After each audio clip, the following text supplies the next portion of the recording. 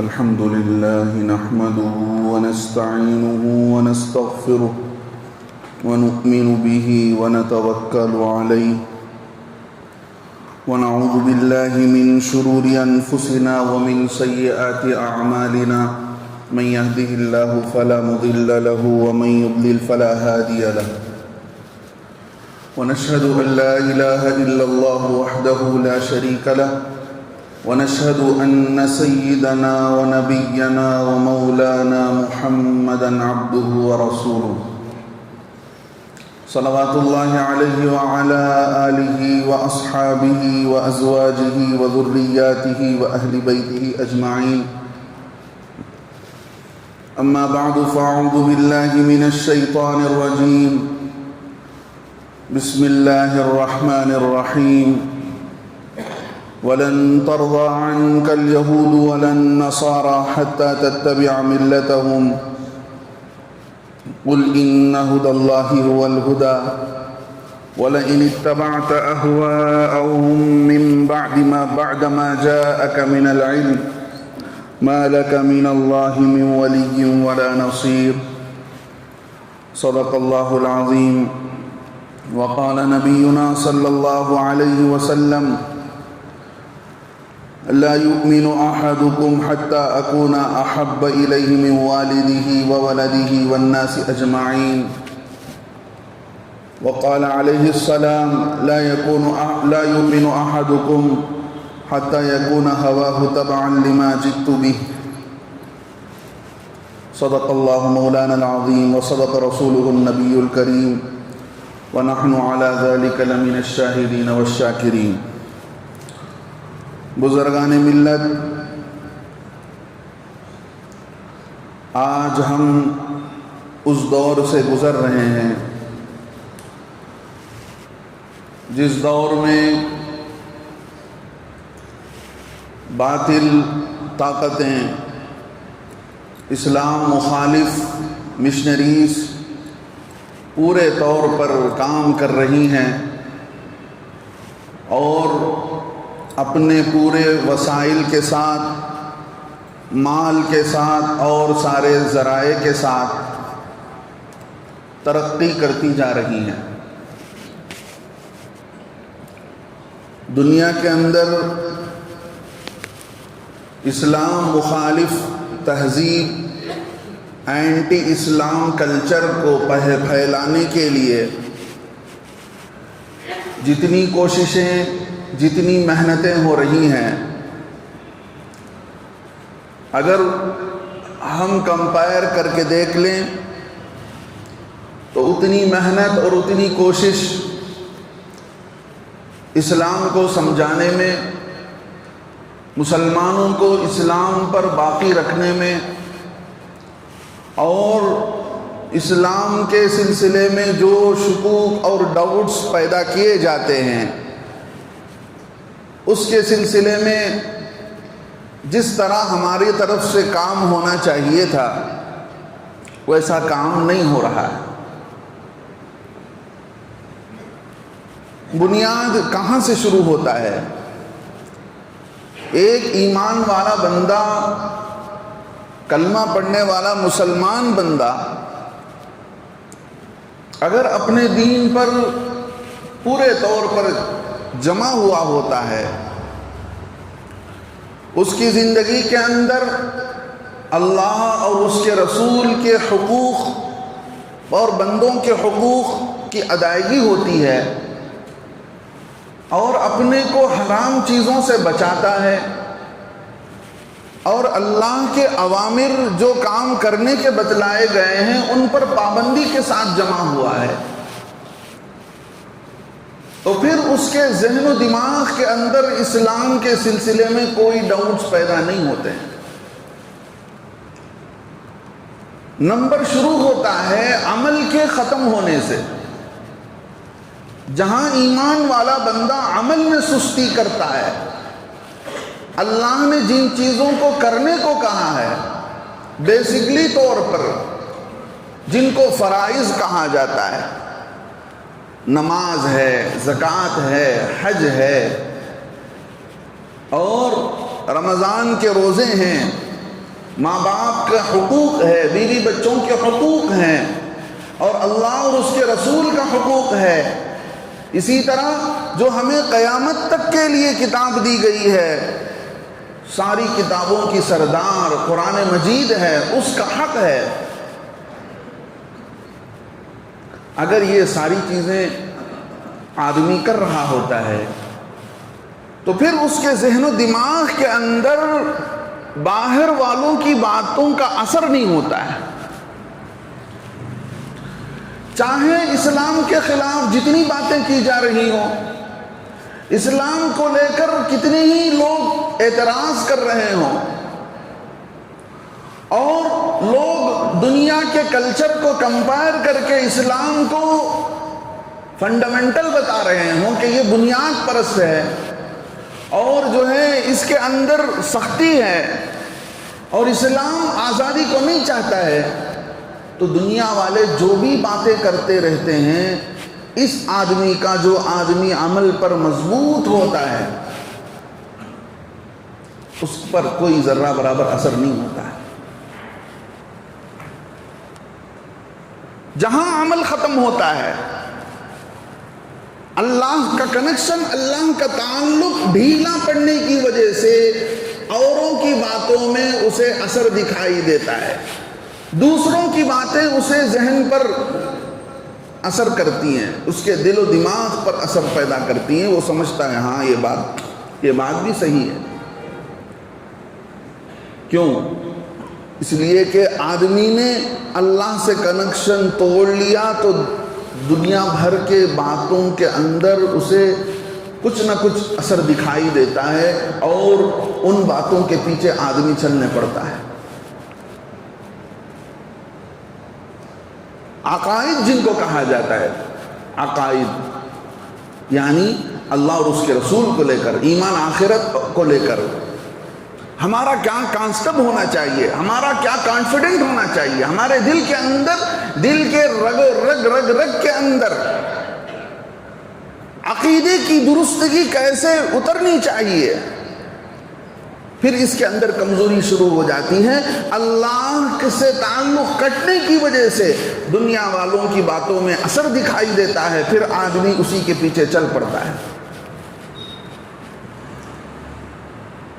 پھر آدمی عمل میں کسی درجے پر ہو جاتا ہے، کبھی رمضان کی بھی روزی رکھ لیا، جمعہ بھی پڑھ لیا، کبھی دوسری نمازیں بھی پڑھ لیا، لیکن دوسروں کی باتوں کو سن کر وہ یہ سمجھتا ہے کہ ہاں اسلام جو ہے اس کے اندر سختی زیادہ ہے، اسلام جو ہے عورت کو گھر کے اندر بند کر کے رکھ رہا ہے، اسلام جو ہے آدمی کو بنیاد پرست بنا رہا ہے، فنڈامنٹل بنا رہا ہے، اس کو جو ہے آدمی کو آزادی کے ساتھ جینے کے لیے اسلام اجازت نہیں دیتا ہے، دوسرے لوگوں سے کندھے سے کندھا ملا کر چلنے کی اجازت اسلام نہیں دیتا ہے۔ یہ اس کے ذہن و دماغ میں بات پک رہی ہوتی ہے، لیکن چونکہ بنیادی طور پر پیدائشی طور پر مسلمانوں کے گھروں میں پیدا ہوا ہے، نماز روزہ بھی کچھ جانتا ہے، کلمہ بھی پڑھتا ہے، تو وہ دین پر بھی چل رہا ہوتا ہے، لیکن اس کا بھروسہ دین پر نہیں ہوتا ہے، اس کا عقیدہ اللہ اور اس کے رسول پر ویسا نہیں ہوتا ہے جیسے ایمان والے کا ہونا چاہیے۔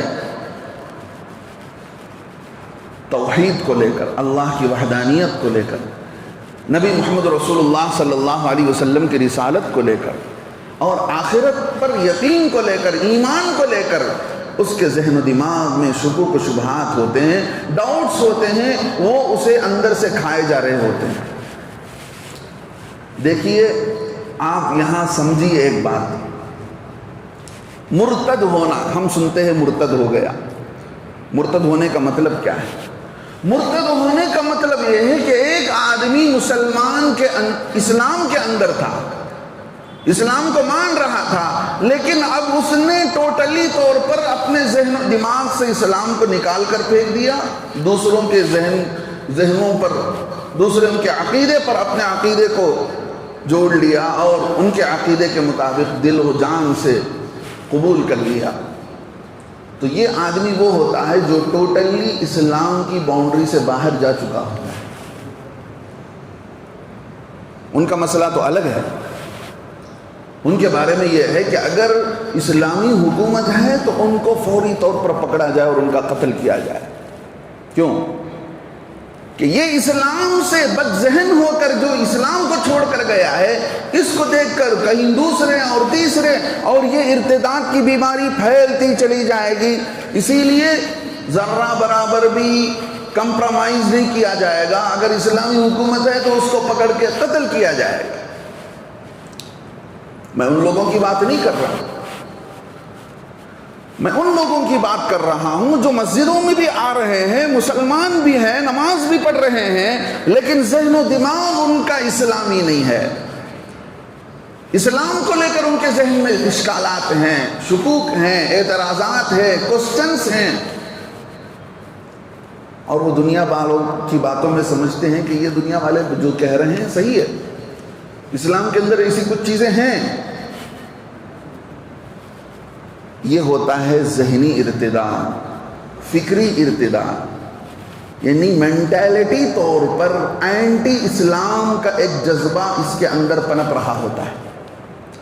سوچ اس کی اسلامی نہیں ہے، سوچ اس کی اللہ اور اس کے رسول والی نہیں ہے، سوچ اس کی دنیا والی ہے. دنیا والوں کی باتوں میں اسے اس دنیا کا فیوچر نظر آ رہا ہوتا ہے، اپنے بچوں کا فیوچر نظر آ رہا ہوتا ہے، اپنی ڈیولپمنٹ نظر آ رہی ہوتی ہے، اپنا بزنس نظر آ رہا ہوتا ہے. اور وہ چونکہ اسلام مسلمانوں کے گھروں میں پیدا ہو چکا ہے، اس لیے وہ اسلام کی باؤنڈری سے باہر جانا نہیں چاہتا، لیکن دل سے اس کی وہی خواہش ہے، اس کی وہی مرضی ہے. اور دوسرے طور پر یہ بھی ایک ارتدادی، فکری طور پر ارتداد، فکری طور پر اسلام بیزاری. دوسرا نمبر آتا ہے کلچر کے طور پر ارتداد. ہمارا کلچر، ہماری تہذیب، ہمارے گھر کا ماحول یہ اسلامی نہیں رہا. اگر ہم دلی طور پر اسلامی طور طریقے کو اچھا نہیں سمجھتے ہیں اور پسند نہیں کرتے ہیں، ذہن و دماغ تو غیروں کا ہو چکا ہے، اور اس سے آگے بڑھ کر کلچر کے اعتبار سے بھی ہم اوروں کے طریقے کو پسند کر رہے ہیں. موقع پڑ گیا تو ادھر چلے گئے، موقع پڑ گیا تو ادھر چلے گئے. یہ کلچر کے حساب سے ارتداد ہمارے ماحول کے اندر آ گیا. میں ایک مثال دیتا ہوں.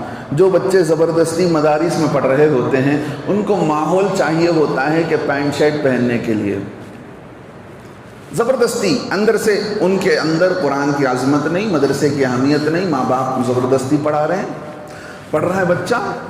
لیکن کبھی کبھار اساتذہ اس کے ہاسٹل میں جا کر اس کا سامان چیک کر رہے ہیں تو اندر سے پینٹ شرٹ ٹی شرٹ سب نکل رہا ہوتا ہے. وہ اس ماحول کے انتظار میں ہوتا ہے کہ مجھے موقع مل جائے، میں کسی طریقے سے پینٹ شرٹ پہن لوں.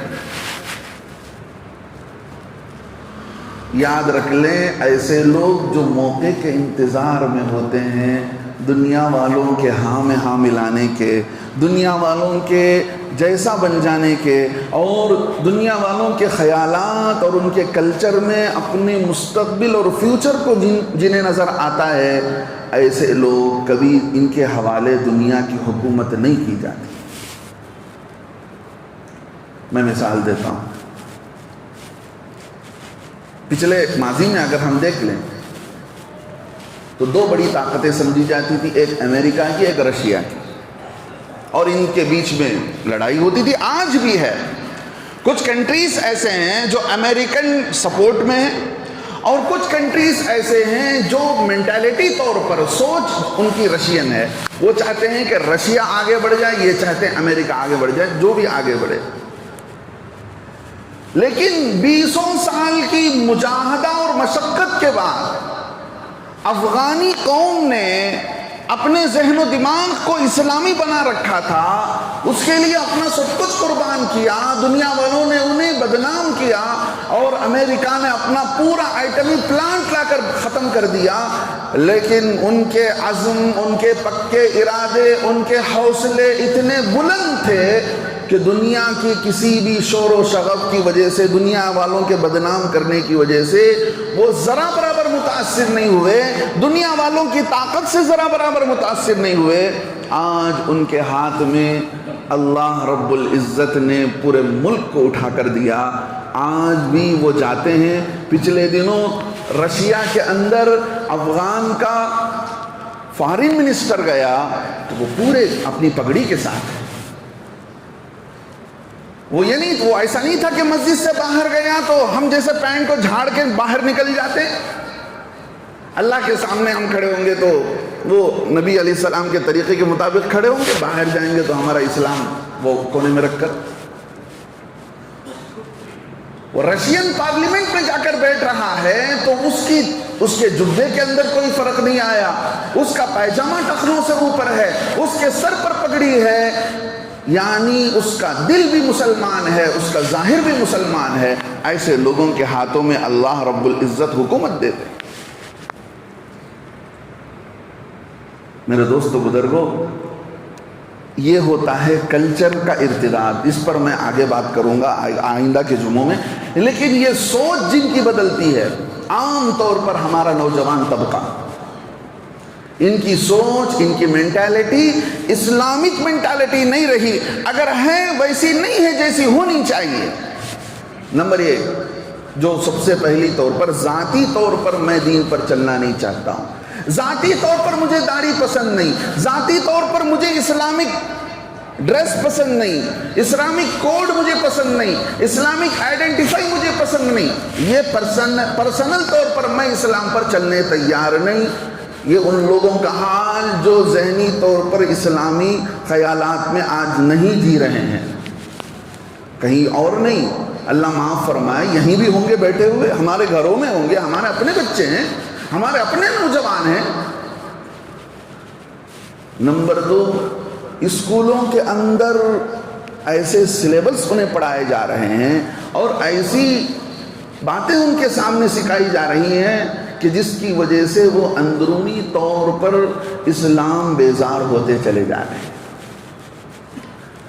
پہلے زمانے میں ایسا تھا کہ اسلام پڑھانے والے کوئی خالہ ماں، کوئی جو ہے بوڑھے آدمی جن کو خود اسلام صحیح نہیں معلوم ہوتا تھا، وہ ہمیں قرآن پڑھاتے۔ لیکن اسلام کے خلاف ذہنوں میں بات ڈالنے کے لیے کوئی ذرائع، کوئی میڈیا، کوئی چینل، کوئی ایسا سلیبس، کوئی ایسی اسکول جس کی تھاٹ آف دی اسکول جو ہوتا ہے، اسکول کی جو سوچ ہوتی ہے وہ غیر اسلامی نہیں تھی پہلے زمانے میں۔ میں سمجھتا ہوں جتنے لوگ یہاں اباؤ 50 بیٹھے ہوئے، 50 کے اوپر سے جن کی زیادہ ہے، انہوں نے ایسے اسکولوں میں پڑھا ہے، ایسے لوگوں سے انہوں نے قرآن پڑھا ہے جو اسلامی طور پر معمولی سے مولی صاحب تھے، کچھ دین جانتے تھے، ان سے ہم نے قرآن پڑھا ہے، اور اسکول کے اندر ہم نے پڑھا ہے تو صحیح تعلیم پڑھی ہے، لیکن اسلام کے خلاف اور مذہب کے خلاف یہ باتیں نہیں ہوا کرتی تھی پچھلے زمانے میں، لیکن آج ہو رہی ہیں۔ نمبر 3، ذہنی طور پر جو اسلام بیزاری کا ماحول آ رہا ہے، وہ تنظیمیں، وہ آرگنائزیشنز جن کا مقصد اور جن کا سب کچھ یہی ہوتا ہے کہ کسی بھی طریقے سے ہماری سوچ کو عام کیا جائے اور ہمارے کلچر کو بدل دیا جائے اور اسلام کے خلاف ایسا پروپیگنڈا کیا جائے کہ لوگ اسلام پر ہوتے ہوئے بھی اپنے کو اسلام سے کونے میں کھسکنا ہی اپنے لیے صحیح سمجھیں۔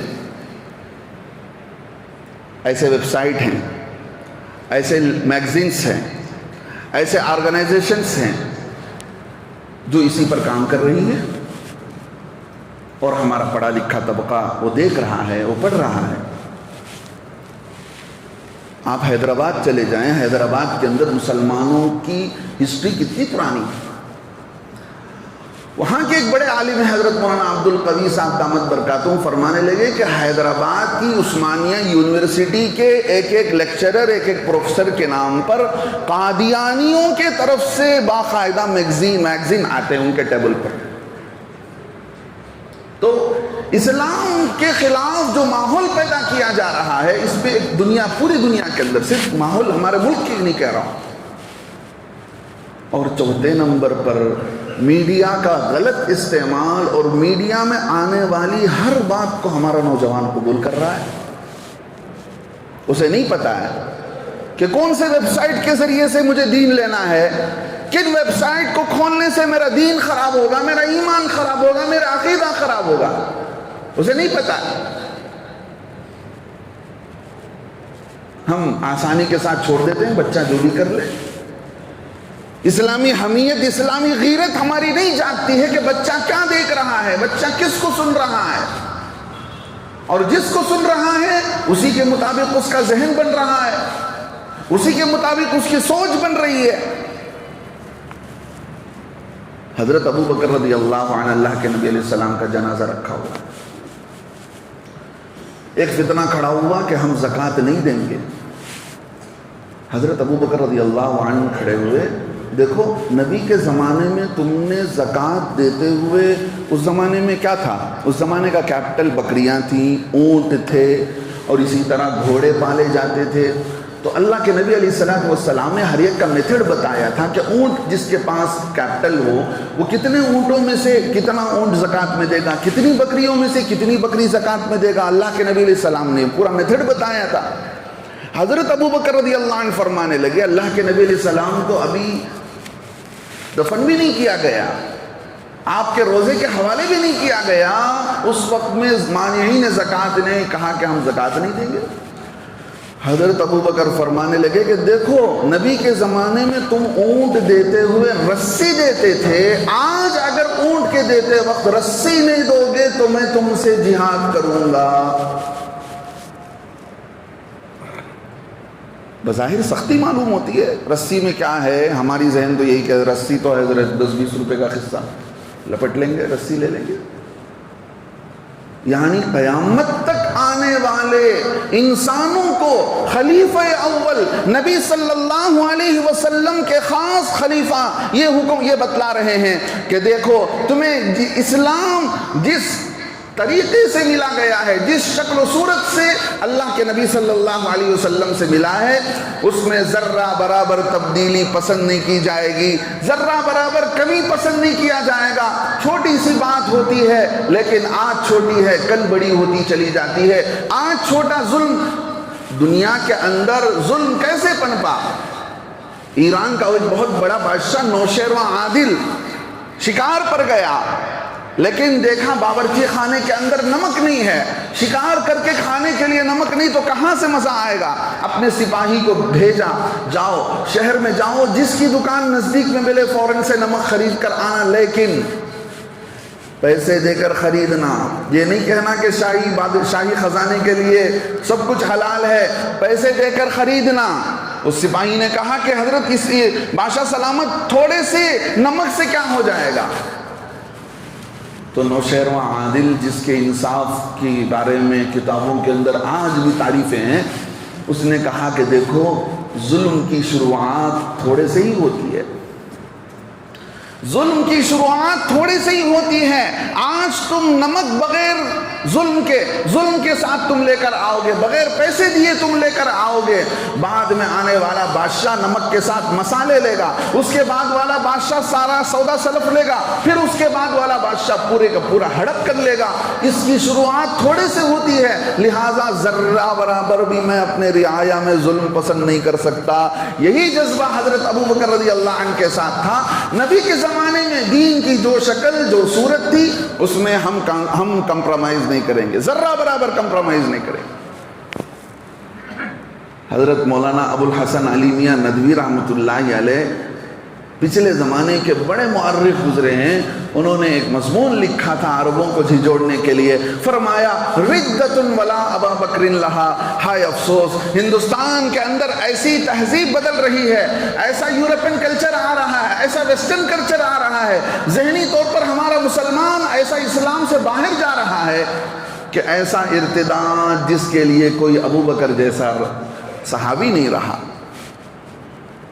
آج ہمارے بچے ہاتھوں سے جا رہے ہیں تو یہی بات ہے، دنیا والوں کے نعروں میں، دنیا والوں کی باتوں میں، ان کے پروپیگنڈے میں، ان کے باتوں کے اندر انہیں اپنا فیوچر نظر آتا ہے، ان کو آزادی نظر آتی ہے، ان کو ترقی نظر آتی ہے، ان کو اس میں پیسہ نظر آ رہا ہے۔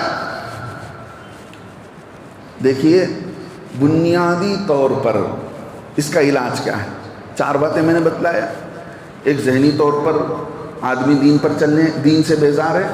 نمبر 2، اسکولوں کے اندر ایسا ماحول بنایا گیا۔ نمبر 3، ایسی آرگنائزیشن کام کر رہی ہیں دنیا کے اندر جو اسلام سے ہم کو تم کو بیزار کرنے کا کام کر رہی ہیں، ہم اس سے متاثر ہو رہے ہیں، ان کی کتابیں پڑھ رہے ہیں، ان کے ویب سائٹ دیکھ رہے ہیں۔ چوتھے نمبر پر میڈیا کا غلط استعمال ہو رہا ہے، ہر آنے والی خبر کو سچا جان کر ہمارا نوجوان، ہمارا مسلمان صحیح سمجھ کر اس پر عمل کر رہا ہے، کچھ نہیں پتا کہ کیا ہے کیا نہیں ہے۔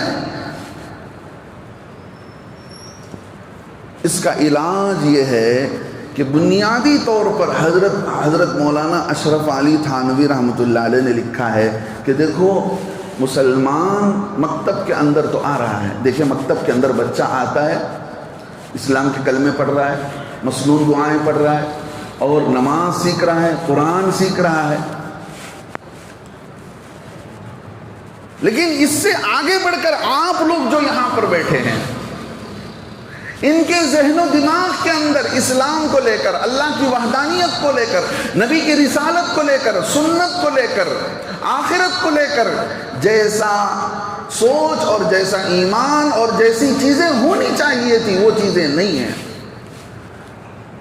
پچھلے زمانے کے بہت بڑے مجدد حضرت مولانا اشرف علی تھانوی رحمۃ اللہ نے لکھا ہے کہ عام لوگوں کے لیے کم از کم 2 سال کا ایسا پری سلیبس ہونا چاہیے کہ بنیادی طور پر لوگوں کے سامنے ذہن و دماغ میں 3 باتیں ڈالی جائیں۔ نمبر 1، اسلام کے اندر کیا کیا چیزیں حرام ہیں، یہ باتیں نہیں آتی ہمارے سامنے۔ اسلام کے اندر اللہ اور اس کے رسول نے کن کن باتوں کو حرام کر رکھا ہے اور کیا وجہ سے حرام کر رکھا ہے۔ نمبر 2، فرائض کیا کیا ہیں، ہماری ذمہ داری کیا کیا ہے مسلمان ہونے کے اعتبار سے، عبادات کے اعتبار سے، رہن سہن کے اعتبار سے، ماحول کے اعتبار سے، ہم پر مسلمان ہونے کے اعتبار سے از یہ مسلم ہماری کیا ذمہ داری ہوتی ہے۔ اس کو ذہن میں دماغ میں بٹھایا جائے ہمارے نوجوانوں کو۔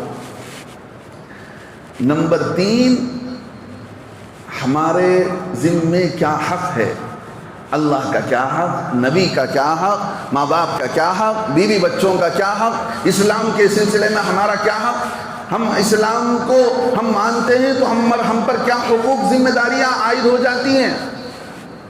حضرت نے لکھا ہے تقریباً 2 سال تک مسلمانوں کو یہ ذہن و دماغ میں بات ڈالی جائے کہ اللہ کی توحید کا کیا معنی ہے، رسالت کا کیا معنی ہے، آخرت کا کیا معنی ہے۔ گویا آپ دیکھ لیجئے پہلے کیا تھا، اسکولوں کے اندر 1 کلاس پڑھایا جاتا تھا، فرسٹ سے گویا اسکول شروع ہوتا تھا۔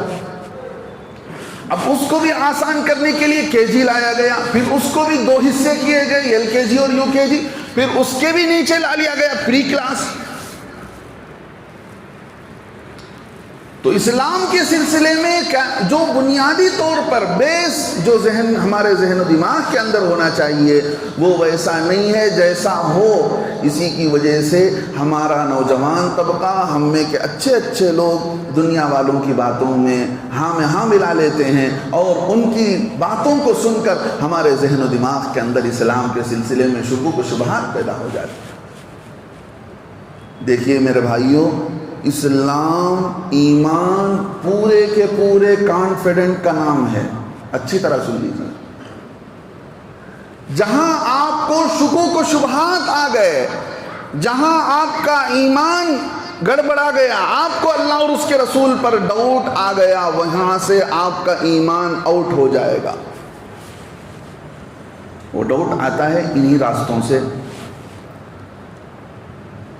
تو آپ یہ مت سمجھیے کہ ہم کچھ جان گئے اسلام کو، ہمارے پاس وقت نہیں ہے، لیکن جو طوفان آ رہا ہے اس کے لیے ہمارے یہ بچے جو مکتب میں پڑھ رہے ہیں ان کا یہ سسٹم ناکافی ہے. اس سے آگے بڑھ کر جو بچے بڑی عمر کے ہو رہے ہیں ان کے ذہن و دماغ کو اسلامی بنانے کے لیے کچھ کوشش ہونی چاہیے. ہمارے لیے سب سے بنیاد قرآن ہے. ہماری مسجدوں سے قرآن کو ہٹا دیا گیا. آپ دیکھ لیں، آپ شہر بنگلور کے اندر دیکھ کر مجھے بتائیں کہ کتنی مسجدیں ہیں جہاں پر ہمارے مسجد کے آس پاس کے مصلیوں کو لے کر انہیں قرآن سمجھایا جا رہا ہو، انہیں قرآن بتایا جا رہا ہو، انہیں قرآن پڑھ کر قرآنی باتیں بتائی جا رہی ہوں. قرآن دو کام کرتا ہے. قرآن ایک کام یہ کرتا ہے کہ آپ کو مکمل مسلمان بناتا ہے. قرآن کو پڑھنے سے، قرآن کے مضامین اور پیراگراف کو سننے سے آپ کے اندر کامل اسلام اترتا چلا جاتا ہے. دوسرے نمبر پر آپ اندر سے پاک ہوتے چلے جاتے ہیں. گندی عادتیں، کینہ، حسد، بغض، کپٹ، شرک کی چیزیں، بدعات کی چیزیں، یہ چیزیں آپ کے ذہن و دماغ سے نکلتی چلی جاتی ہیں. کیا یہ چیز ہو رہا ہے؟ ہماری مساجد کے اندر یہ کام ہو رہے ہیں؟ نہیں ہو رہے ہیں. ہمارے گھروں کے اندر جو نبی علیہ السلام کے سنت کے خلاف ہمارے کلچر میں جو چیزیں داخل ہو گئی ہیں، اس کو نام لے کر کے ایک ایک نوجوان کو بٹھا کر پڑھانے کی ضرورت ہے کہ یہ بدعت ہے، یہ سنت ہے، یہ شرک ہے، یہ اسلام ہے. آج جو ہے پازیٹیو باتیں کرنے کا ماحول بن گیا. اللہ معاف فرمائے، اس میں ہمارا طبقہ بھی ہے، علماء کا طبقہ بھی ہے. آپ کے سامنے یہ باتیں پورے طور پر نہیں رکھ پاتے ہیں.